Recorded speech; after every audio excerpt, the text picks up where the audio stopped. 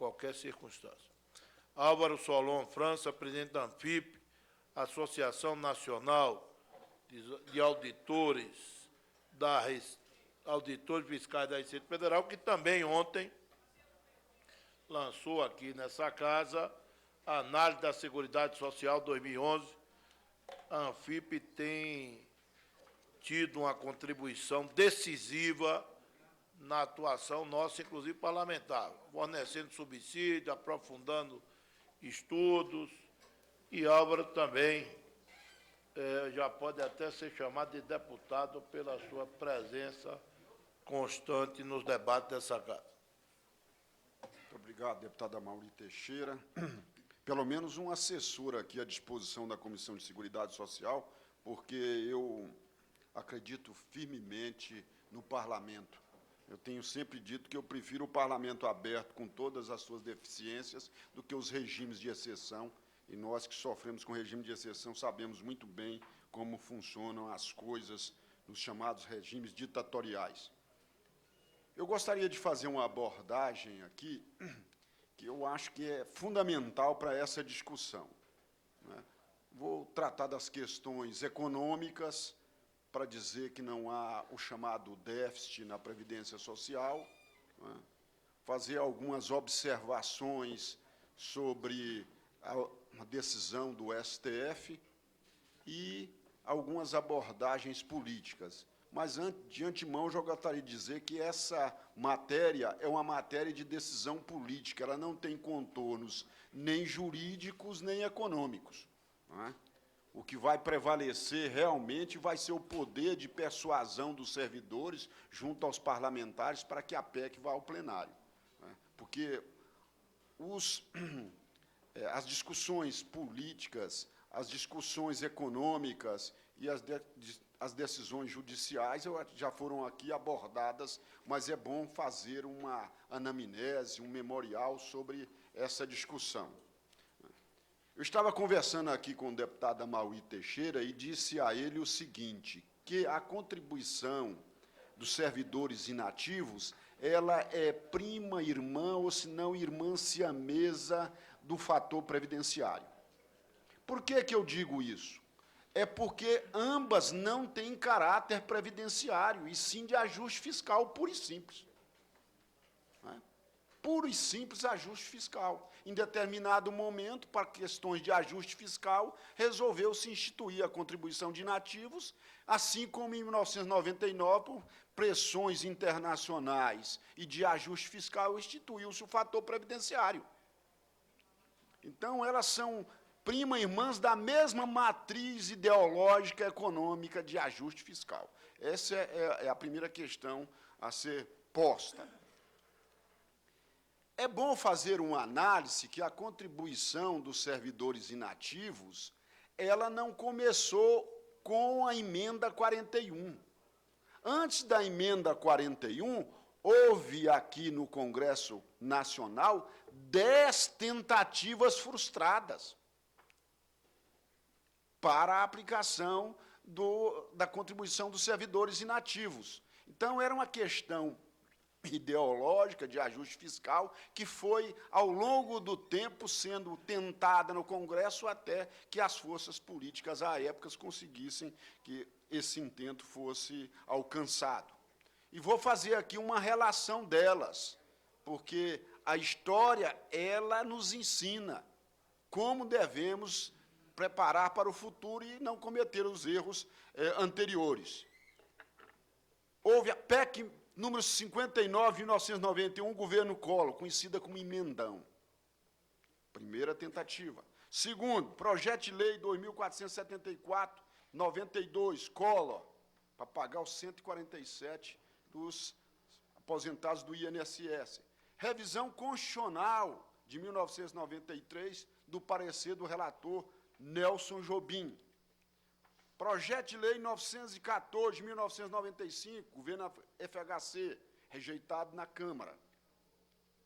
PEC 33, de 95, governo FHC, rejeitada na admissibilidade da PEC. Na PEC 33, a contribuição dos inativos, ela não passou na admissibilidade da CCJ aqui. Então, foi retirada da PEC 33, que depois se tornou na emenda 20.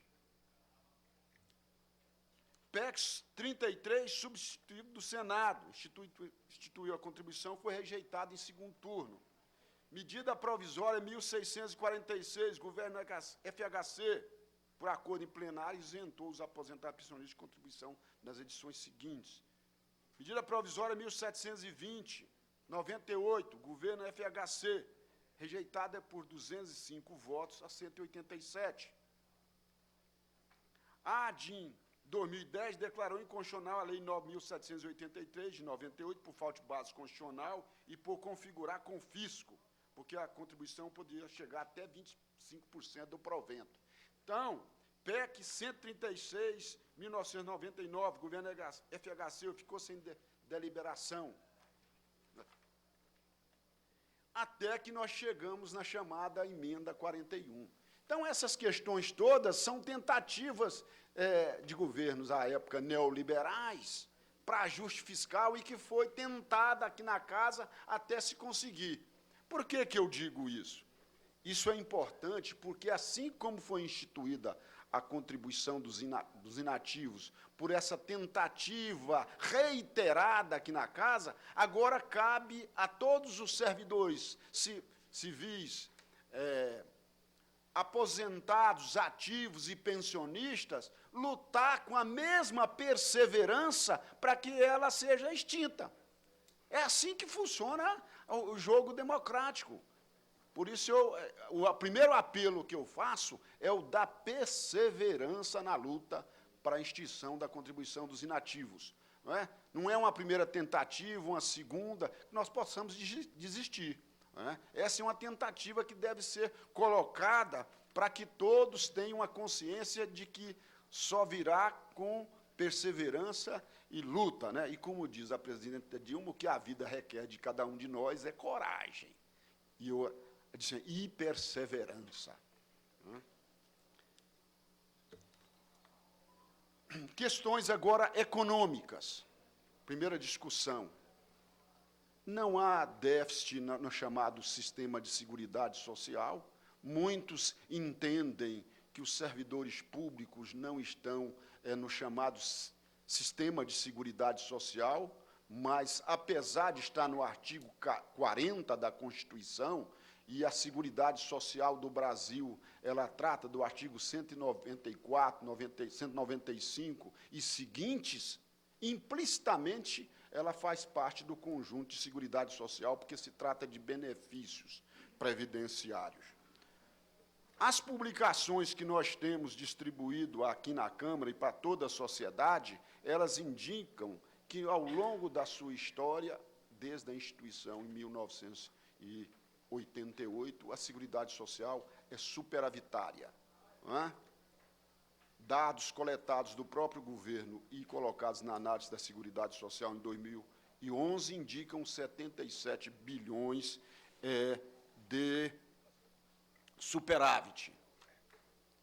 Aqui uma provocação ao meu amigo Leonardo, que é a seguinte. Bom, os servidores têm toda aquela história que ele contou aqui e que, por isso, foi instituída a contribuição dos servidores públicos civis. Agora, eu pergunto, essa mesma lógica ela não se aplica aos militares?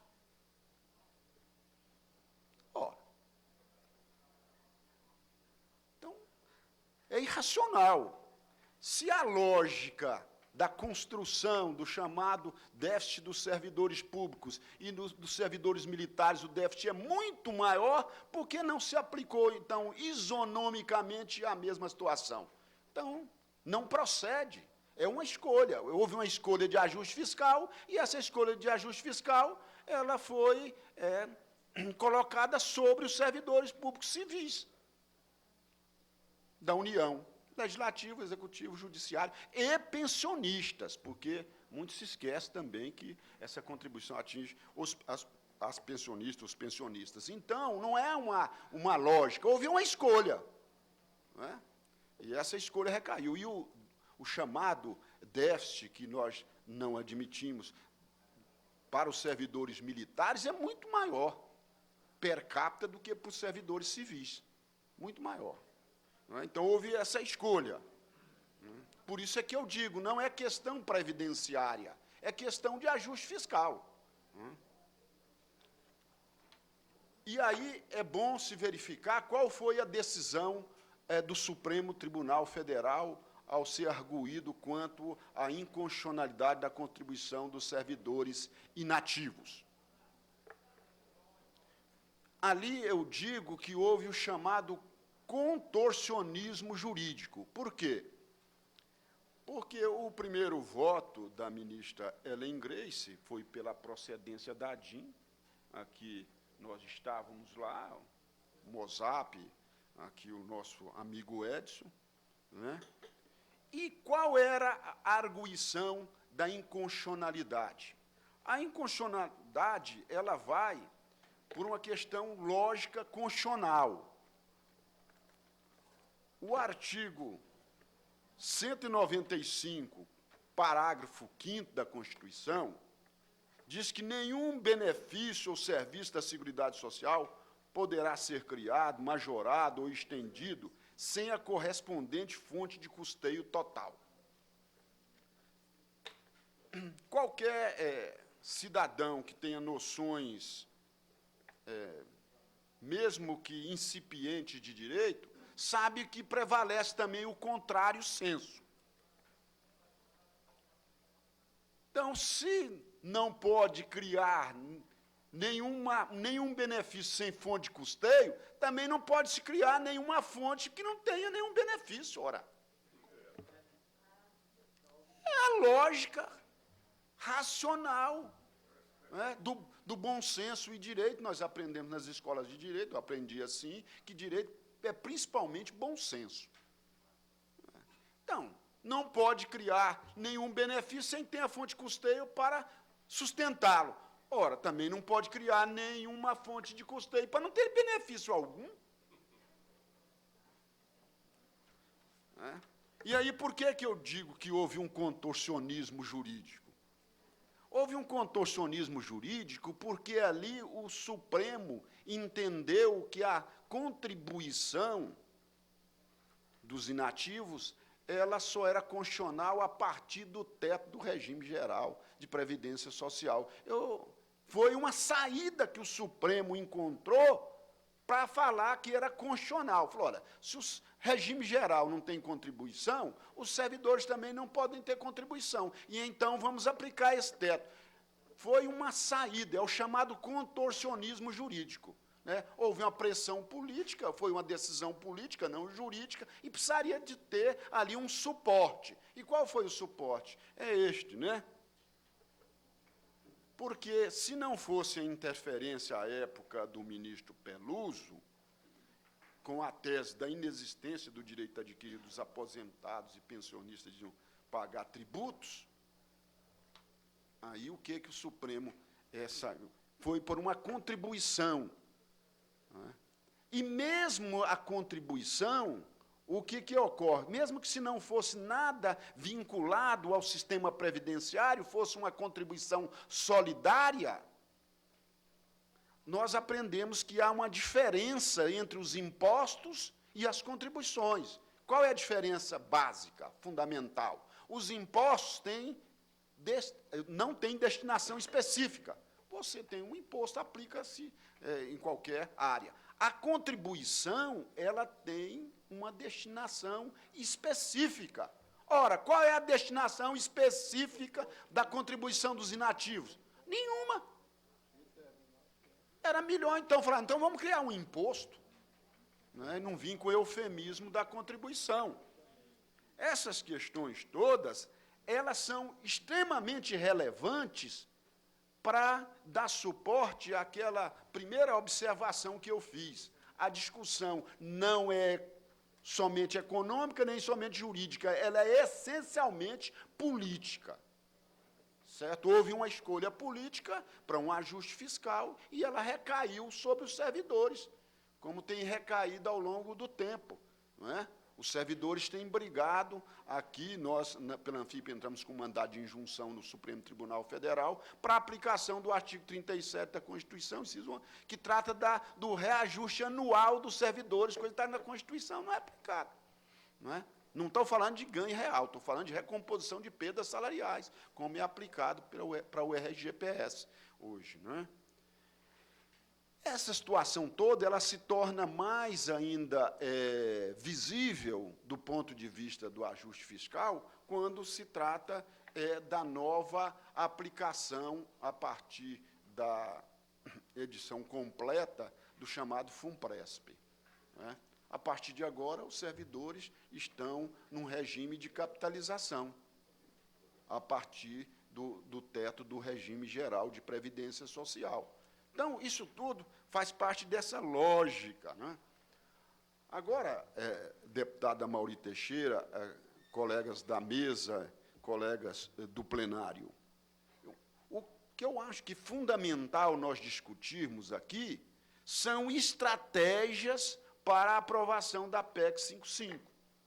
Porque não adianta discutir questões econômicas, porque superávit há, mas há uma escolha de ajuste fiscal. Não adianta discutir questões jurídicas, porque, bem ou mal, houve uma decisão do Supremo Tribunal Federal.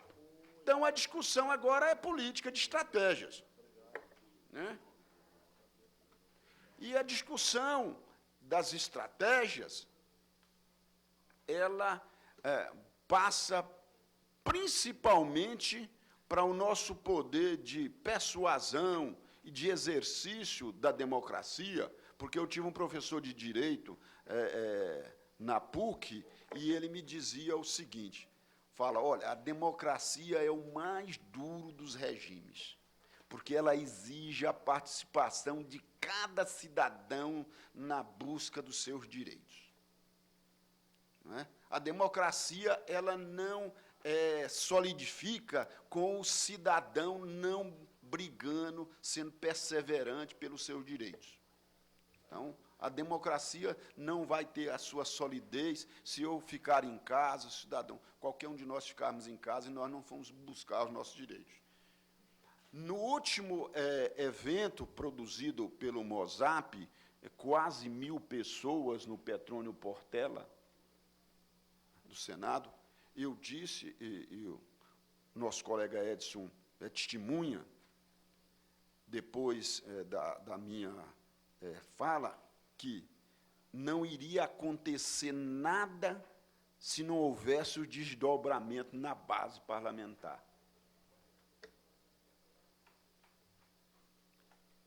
E aí as coisas não ocorreram. Por quê? Porque não houve a chamada pressão democrática, saudável, na base parlamentar dos deputados. Não houve.